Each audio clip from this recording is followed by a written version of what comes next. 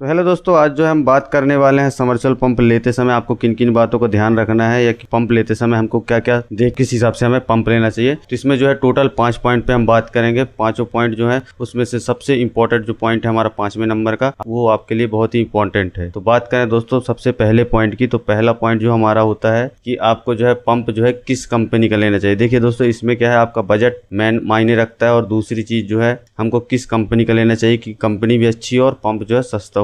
तो कुछ कंपनियों के मैं आपको नाम सजेस्ट करूंगा, उसमें से सबसे पहला जो है पहला कंपनी जो है हमारी क्राउटन कंपनी है। क्राउटन कंपनी जो है दोस्तों काफी लो बजट प्राइस में और अच्छे पंप देती है। उसके बाद करेंगे दोस्तों दूसरा कंपनी, वो है किर्लोस्कर। किर्लोस्कर भी काफी जानी मानी कंपनी है दोस्तों, और ये भी काफी सस्ते कंपनी के पंप बनाती है। उसके बाद बात करेंगे हम तीसरी, तो तीसरी जो है दोस्तों हैवेल्स। हैवेल्स का नाम भी आप लोगों ने काफी सुना होगा, इसके बल्ब वगैरह वायर वगैरह ये भी काफी अच्छी कंपनी है हैवेल्स। उसके बाद करेंगे दोस्तों चौथा है लक्ष्मी कंपनी का। दोस्तों इसी तरीके से कुछ और भी कंपनियां होती हैं, जैसे CRI, टेक्समो, क्राउटन तो मैंने बता दिया था, सॉरी। और उसके बाद जो आते हैं लो कंपनी के बजट के, तो जैसे मैंने बताया था कि जैसे लक्ष्मी ही हो गया। उसके अलावा मैं ज़्यादातर किसान क्लासिक की बनाता हूँ, जिंदल कंपनी की वीडियो बनाता हूँ, तो इनकी भी हो गए। वैसे कोई पेड प्रमोशन नहीं है इस वीडियो में मेरा। अब दोस्तों उसके बाद जो है हम बात करेंगे कि कौन सा पंप हमें, यानी कि कैसा पंप जो हम जिस कंपनी का पंप ले रहे हैं उसमें क्या क्या फीचर होने चाहिए और कैसे कैसे उसका प्राइस क्या होना चाहिए, उस विषय में हम बात करेंगे। तो सबसे पहले दोस्तों मैं आपको एक चीज़ कहना चाहूँगा कि चैनल पर पहली बार है तो चैनल को सब्सक्राइब कर दें और वीडियो को लाइक कर दें। तो हम उस कंपनी के पंप में दोस्तों हम सबसे पहले उसका HP चेक करेंगे, यानी कि हॉर्स पावर। उसका हॉर्स पावर क्या है, हॉर्स पावर के हिसाब से पंप लेंगे।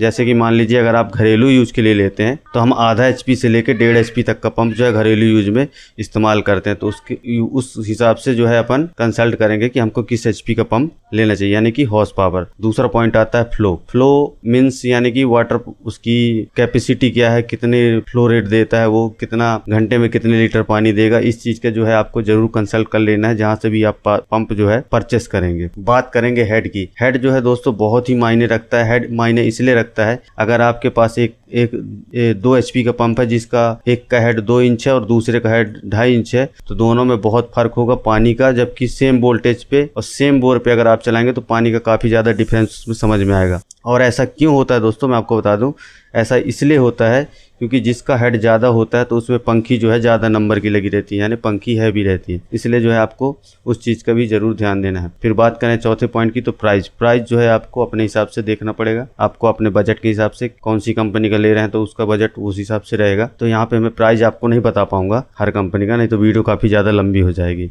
फिर बात करते हैं दोस्तों इंस्टॉलेशन के लिए आपको किन किन चीज़ों की ज़रूरत पड़ने वाली। तो इंस्टॉलेशन में जो है आपको क्या क्या बात ध्यान देनी है, तो मैं आपको बता दूं। सबसे पहले तो आप जो पंप लेते हैं तो सबसे पहले आपको बोर साइज बताना पड़ता है। जैसे मान लीजिए अगर आप मेरे पास आते हैं कोई भी पंप लेने, या कोई कस्टमर आता है मेरे पास, तो हम सबसे पहला हमारा सवाल यही रहता है कि आपके बोर का साइज क्या है। बोर के साइज के हिसाब से जो है हम उनको पंप जो है प्रोवाइड कराते हैं। जैसे कि मान लीजिए अगर हमारे पास कोई कस्टमर आया और बोला कि हमें घरेलू यूज के लिए पंप चाहिए, हम उससे पूछेंगे बोर साइज क्या है। तो वो बोर साइज घरेलू यूज में 2 या 3 प्रकार के होते हैं। पहला होता है 4 इंची का बोर, दूसरा होता है 5 इंची और तीसरा होता है 6 इंची। इससे ज्यादा बड़े साइज का बोर घरेलू उपयोग के लिए नहीं होता है। तो जैसे कि मान लीजिए अगर उसने 4 इंची बोर बोला तो हम उसको V3 का पंप कंसल्ट करेंगे, और या कि फिर अगर वो बोलता है कि 4 इंची है तो हम उसको 5 इंच है तो हम उसको V4 का पंप कंसल्ट करेंगे। कुछ इस हिसाब से जो है आप भी जब पंप लेंगे तो इन चीजों का आपको ध्यान रहना पड़ेगा। फिर बात करेंगे इंस्टॉलेशन जो है आपको जो है अपने हिसाब से करानी पड़ेगी। इंस्टॉलेशन जो के लिए आपको जो है कोई बंदा पकड़ना पड़ेगा जो इलेक्ट्रीशियन हो इस मामले में, या कि आजकल तो ज्यादातर लोग हमारी वीडियो देख देख के कई लोग सीख गए हैं पंप को इंस्टॉल करने का तरीका,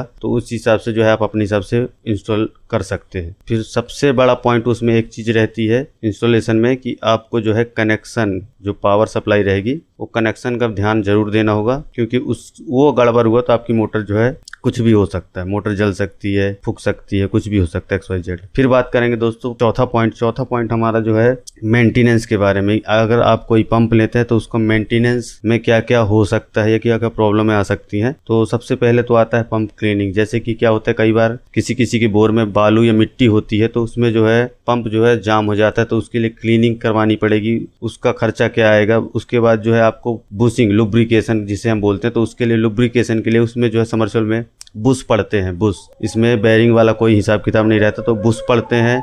कार्बन प्लेट पड़ती है और थ्रस्ट प्लेट पड़ती है। फिर बात करें एम्पलर की, जो पंखी होती है वो साइज़ क्या है, मैंने जैसे आपको पहले ही बताया था। तो इस चीज़ों का, पंखियों का, जैसे पंखी ख़राब हो गई तो उसका मेंटेनेंस चार्ज क्या आएगा, बुश का चार्ज क्या आएगा, या क्लीनिंग का चार्ज क्या आएगा, तो उस हिसाब से जो आपको मेंटेनेंस भी उनसे पता कर लेना है जब भी आप पंप लेते हैं तो। और लास्ट जो है हमारा सबसे इम्पोर्टेंट पॉइंट 5वां जो है कि कॉमन प्रॉब्लम पंप में क्या क्या आती हैं। ये सबसे हमारा मेन पॉइंट है दोस्तों, क्योंकि इस पॉइंट के बगैर जो है आप जब भी पंप लेंगे तो अगर आप पहले ही अगर ये चीज़ जान लेंगे तो आपको जो है इस चीज़ में काफ़ी सतर्कता मिलेगी। आपको पंप लेते समय काफ़ी आसानी होगी, बाद में जब मेंटेनेंस कराएंगे उसका तो काफ़ी आसानी होगी। तो सबसे पहला इसमें जो है मोटर में प्रॉब्लम जो आती है, कॉमन प्रॉब्लम, मोटर अचानक से बंद हो गई, वर्क करना बंद कर दी, ये होता है पहला। दूसरा होता है कई बार क्या होता है, यानी मोटर जाम हो गई, हमने पहले पॉइंट के बता दूं मैं कि मोटर जाम हो जाती है, मोटर फूक जाती है, या मोटर ज़्यादा एम्पियर लेने लगती है, या कि पानी कम देने लगती है। तो इन चीज़ों का आपको ध्यान देना पड़ेगा, ये कॉमन प्रॉब्लम है, ये ज़्यादातर आती है। दूसरी प्रॉब्लम जो आती है दोस्तों कि मोटर चल रही है और आवाज़ आने लगती है, चलती है आवाज़ आती है, पानी नहीं आता, कभी कभी पानी भी आता है आवाज़ आती है, तो ये भी एक कॉमन प्रॉब्लम है। ये प्रॉब्लम जो है दोस्तों कब आती है मैं आपको बता दूं,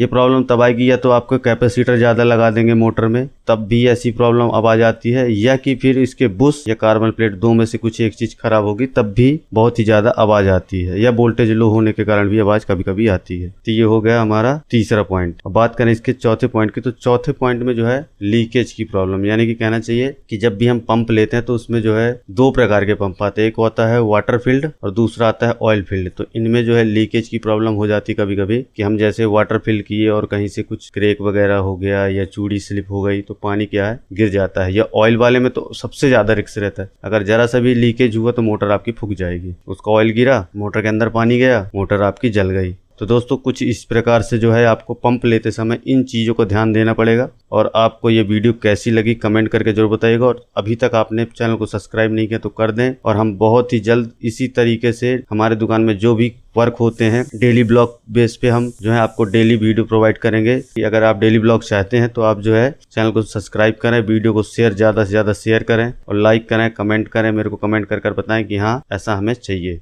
तो दोस्तों बस आज की वीडियो में इतना ही। आपको ये वीडियो कैसी लगी कमेंट करके जरूर बताइएगा। मिलता हूँ आपसे नेक्स्ट वीडियो में नेक्स्ट टॉपिक के साथ, तब तक के लिए बाय।